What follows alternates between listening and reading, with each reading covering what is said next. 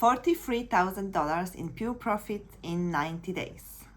And that's the number I'm looking at on my Seller Central dashboard right now. And honestly, it still doesn't feel real. But here's what I'm not going to do in this video, okay? I'm not going to pretend that I'm some genius and I nailed it the first try, because I didn't. My first product never made off the ground. I was paralyzed by analysis paralysis. My second product was a trending toy that crashed before I even could make $1. I even tried supplements and I got crushed by competition. And this pet product is finally the one that worked for me. So if you're watching this and you're a beginner wanting to start Amazon FBA, or maybe you've tried and you failed, then stay with me. This is not an overnight success story, okay? This is a long-term journey.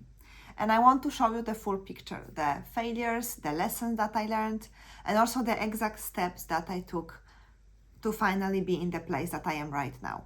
So let's get into it. So before I walk you through the product that made me $43,000 in profit, I need to go a step back and show you and tell you about my whole journey.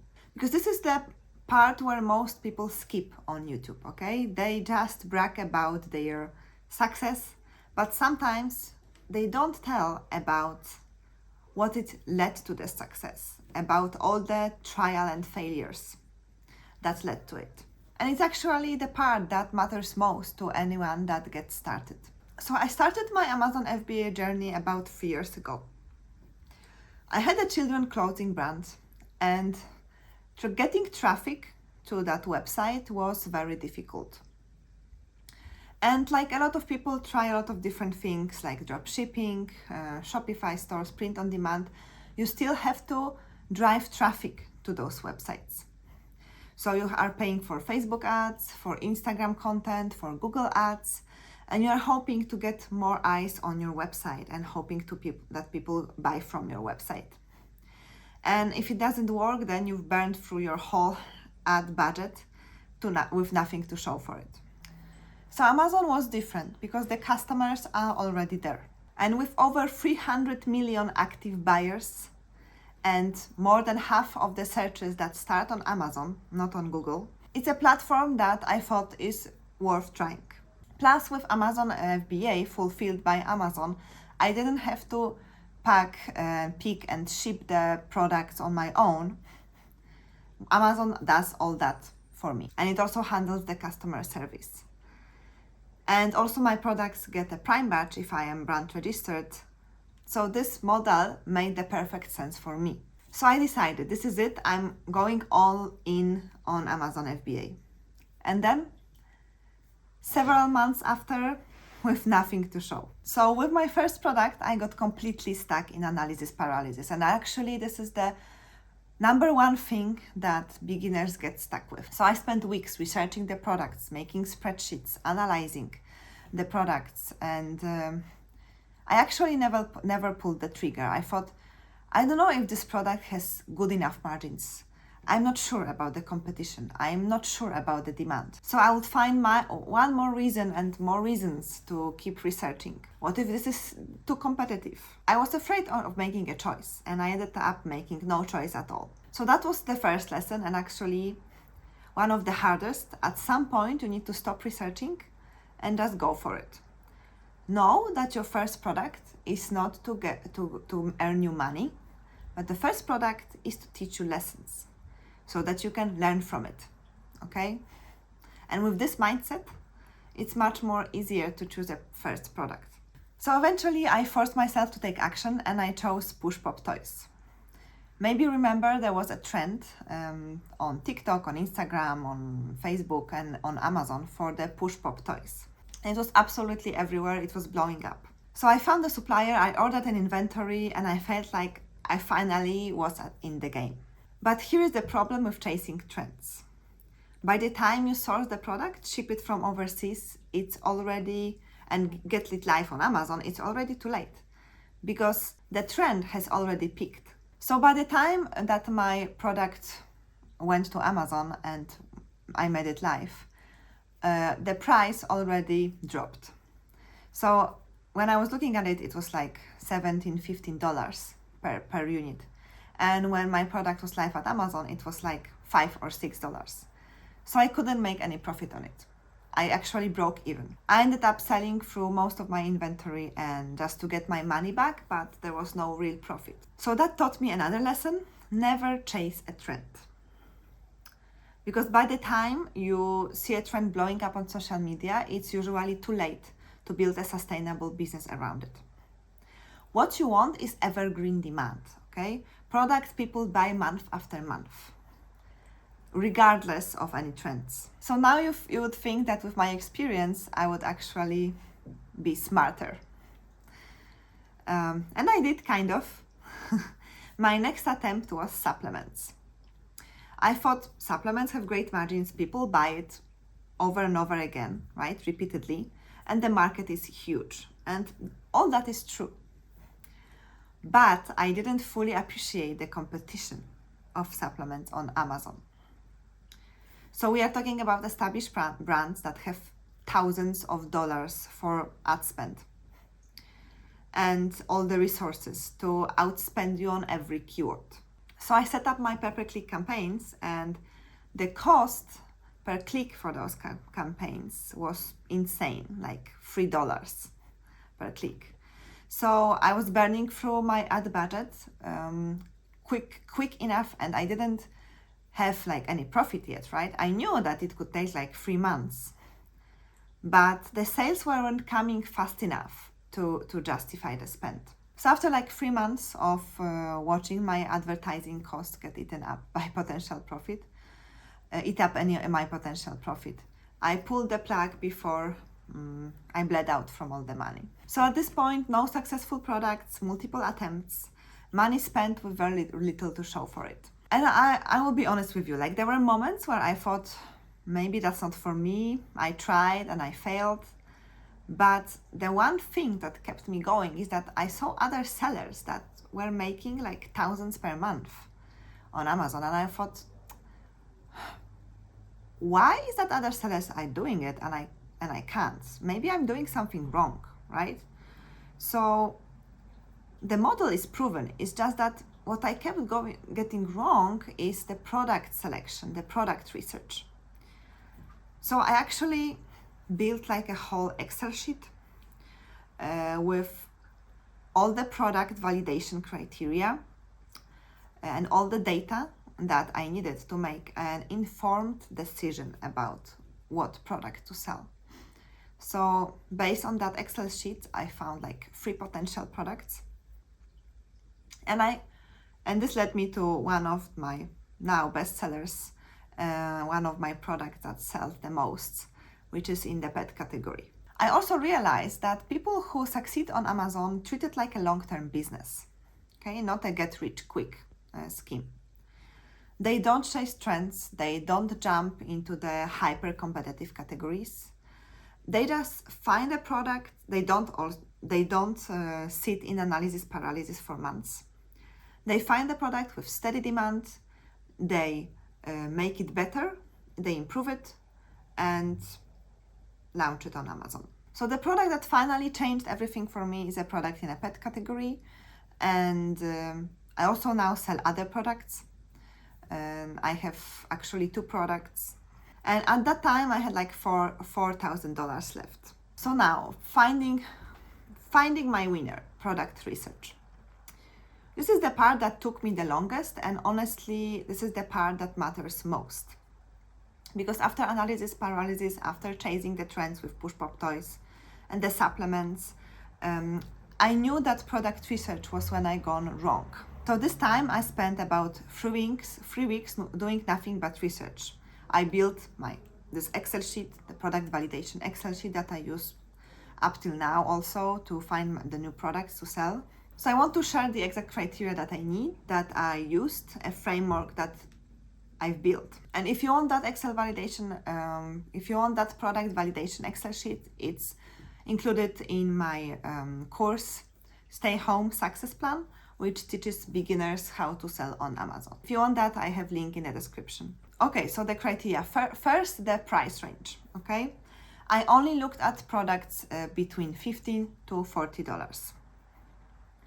Below 15, your margins get too thin to make any profit on Amazon after all the fees. And above $40 or $50, you need to convince people to buy the product. You need to convince people to spend more money, like to spend money to buy the product if it costs more than $40 or $50. And customers are pickier, okay? Second, small and lightweight. Easy to ship, cheap to ship, and product that would fit into the Amazon standard size tier, okay? Because then fulfillment costs and shipping costs through Amazon are also cheaper. Third, the demand, okay? I wanted a product where top sellers in my niche were doing like $10,000 per month in revenue. So that told me that there was a demand for this product. Number 4, competition. That I could actually beat, okay? And this is where I went wrong with supplements, because I went into a category that's really competitive with massive budgets. So this time I only looked at niches where the average number of reviews is from 500 to like 1,000. And number 5, and this is a big one, a room for improvement. So I wanted a product that I can improve and I can make better than other products in this niche. So I read a lot of reviews of the competitor products, and I specifically looked for patterns in those negative reviews. What people don't like about this product, what they want to be improved, okay? What they are wishing that could be different with this product. And that's actually where the opportunity lives. So now, why pet category? I have a pet, a cat, but also pet products are the opposite of a trend, okay? They are, some people call it recession-proof, because people cut back on a lot of things during recession, but not on products for their pets or products for their babies. And I wanted a product for a pet, not a baby, because products for children and for babies are more regulated than products for pets. And the pet market in the USA is enormous. The pet product spending is well over $60 billion a year.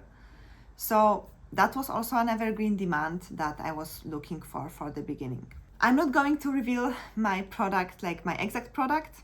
I hope that you understand that. But it's in a pet category, in a cat category. This is a product for cats. And when I found it, I knew it was the one because it actually checked nearly every box on my list. So now let me talk about product improvement. And here's what separates private label people on Amazon who succeed from those who fail. And this is actually my experience, because I bought a push pop toy, I just put my brand on it and sell it on Amazon. And this is actually what most people do. So they find a product, they find a supplier on Alibaba, they put their logo on it, and they ship it exactly as everyone else is selling. So they sell exactly the same product as everyone else is selling. And this is the race to the bottom, because you have not improved anything in the product. So why a customer should choose your product over the competition? So I took a different approach. I spent like a few weeks thinking about how I can improve this pet product. I read all the negative reviews. I read also the good reviews to see what needs to stay in the product. I made a spreadsheet, and I chose one or two things. Actually, I chose two things that people complained the most.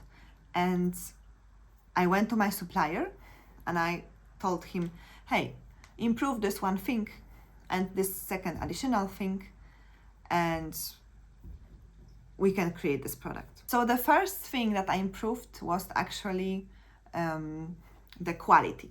So my competitor products were made of bad quality material. So actually I went into my supplier and told him, hey, can you improve the quality of this material? Can you make it harder, like tougher? So this is the one thing that I improved. I also read that people lacked clear instructions how to set up this product. So I made sure I had clear instructions in my packaging. how to set up the product. And also, another thing that I improved is to make the product more stable, okay? Some of the reviews were saying that it's a little shaky, so I just made the product more stable. So I contacted several suppliers on Alibaba, and I didn't ask just for a quote on a standard product. I asked for a quote specifically with those improvements, okay? This is not like a complete redesign of a product. These are just small changes, and that's also important. Don't make a completely new product, just make some small changes in the product that already exists. So for example, like a different material for one component, a slight adjustment to the design, right? Upgraded packaging with a clear instruction inside. So most suppliers said yes, and they send me prices for those products with my modifications, with my changes. And actually the changes that I wanted costed me like $2 more on a product. But I knew it's justified because I was building like a unique selling proposition.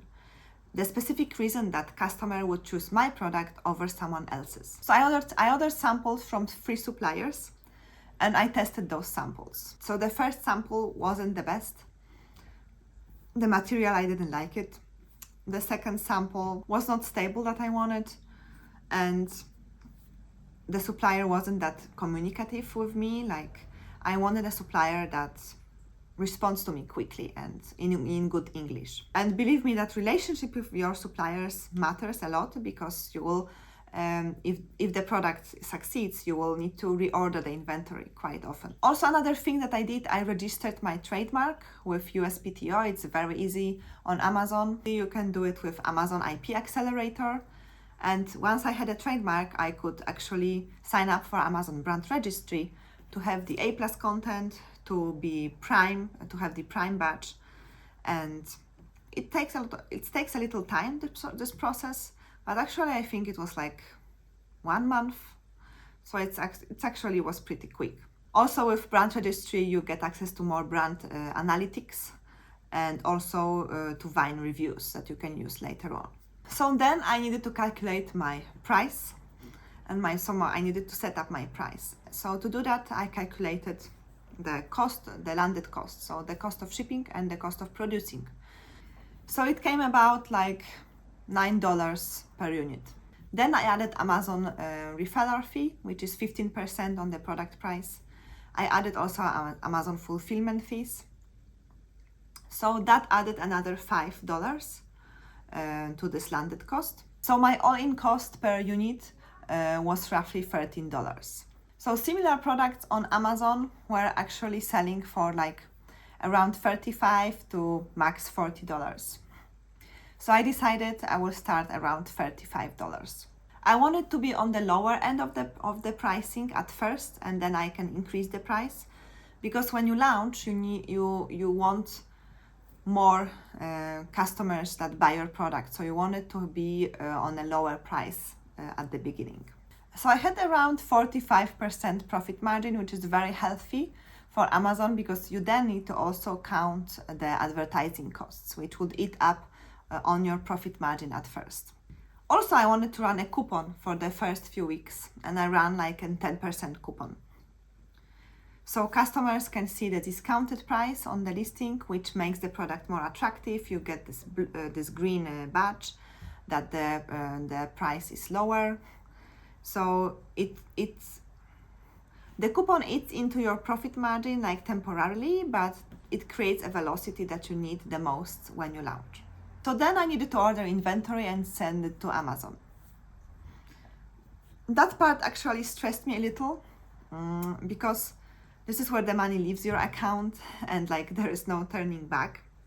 So remember, like I had left like $4,000 after the push pop toys and the supplement. So I placed an order for 500 units, and that was like a little bit over $3,000. The remaining money went towards shipping and also marketing budget. So 500 units is actually the good amount that you can start with when you are trying the product. And the plan was for me, if it sells, then I reinvest all the profits back into my inventory. and then I can like place a larger order. And that's actually what happened. So I placed my second order for 1,000 units. And it was funded entirely from the sales that I had on Amazon. So I put all my profits back into the inventory. So for my first shipping, I chose sea because it's the cheapest and I didn't have a lot of money left for shipping. Air freight is much faster, but it's much more expensive. Sea freight takes around 4 weeks. Air freight takes around 5 days. And remember to choose delivered duty paid price for sea shipping with your supplier, because this way, Amazon won't accept your product if the duties are not paid. So you always choose DDP, delivered duty paid price. I also asked my supplier to apply the labels, the FNSKU labels already on the packaging of the product. So when it arrives on Amazon, Amazon can just scan it and that's it. And actually now Amazon won't put the labels for you. Before, I think half a year ago, they put the labels for you, but now no. So your supplier needs to put those Amazon labels on the product. And if you want a whole video explaining how to create a shipment plan on Amazon, how to ship your products to Amazon, I have a whole YouTube video covering just that. So you will find the link in the description. So I had 4 weeks to build my listings, to take the photos, to create the whole A+ content, to set up the pay-per-click campaigns in a draft mode. I also reached out to micro-influencers that could promote my product. So then the launch phase. So the launch phase is where all comes together. This time I had a real plan for it. With previous products, I didn't really have a plan for the launch. This time I had all the pay-per-click campaigns set up, my whole listing set up, the coupons that I wanted to do on the product. I reached out to micro-influencers, so I had the whole launch strategy set up. So the first pillar of my launch was Amazon pay-per-click. And on the day of I activated the listing, I actually launched 3 campaigns. One was the auto campaign, so this is where Amazon algorithm decides on the search terms and show your ads based on a listing content. I set a budget around $25 per day. So it was for data collection, so I could see what customers search when they search for my product, what search terms they use. And then I could put those search terms into the exact campaign. Campaign number 2 was sponsored products exact keywords campaign. So I targeted around 5 to 8 keywords that most matched my product and that I identified that people search most during when they search for my product. And I bid aggressively for it, so I put the bids a little bit higher than the suggested bid because I needed the visibility in those early days. And campaign 3 was a product targeting campaign, so I targeted my competitor ASINs. And I specifically targeted competitors that were higher priced. And I wanted my product to be visible on their listing.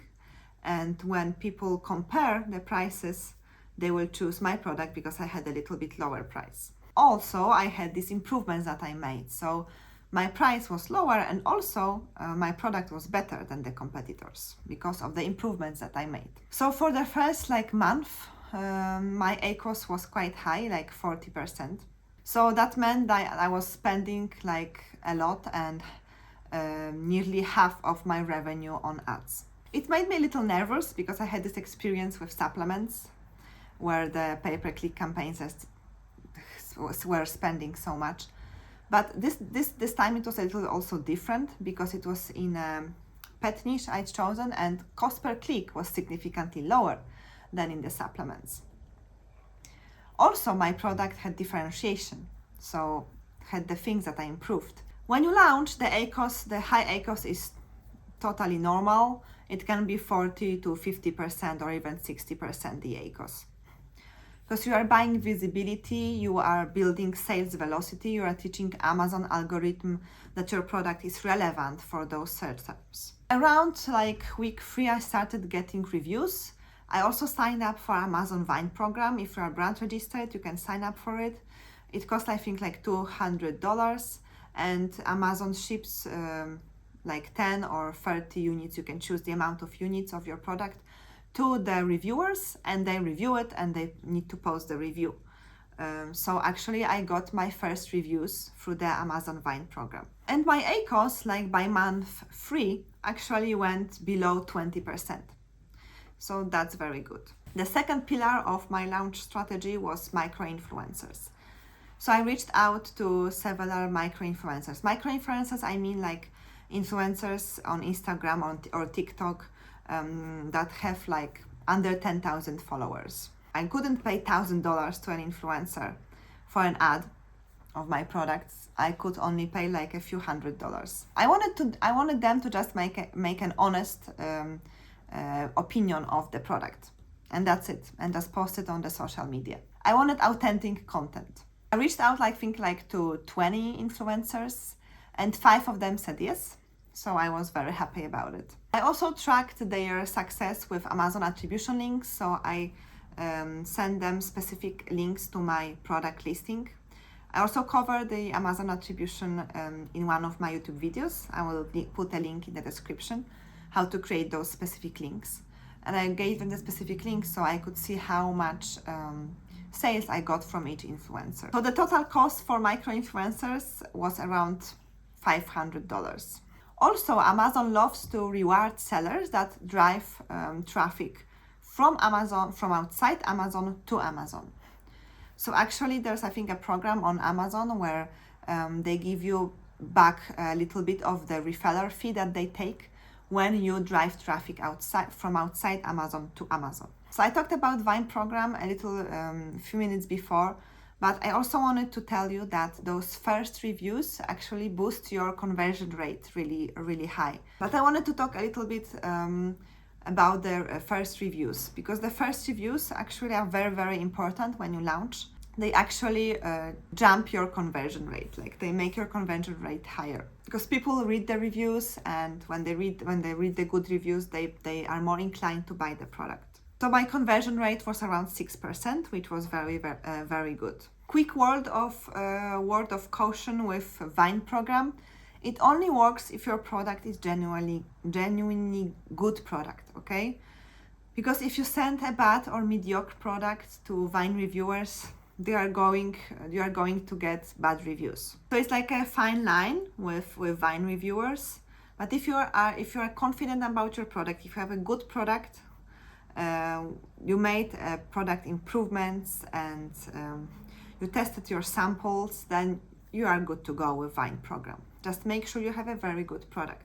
Beyond Vine, I also use the request a review button in Seller Central on every order. So you can actually click one button and this sends an automated message to the customer asking to leave a review. So now I want to talk about the results. So I will walk you through like the 90 days, how it looked like for me. So weeks 1 and 2 were all about the launch mode, okay?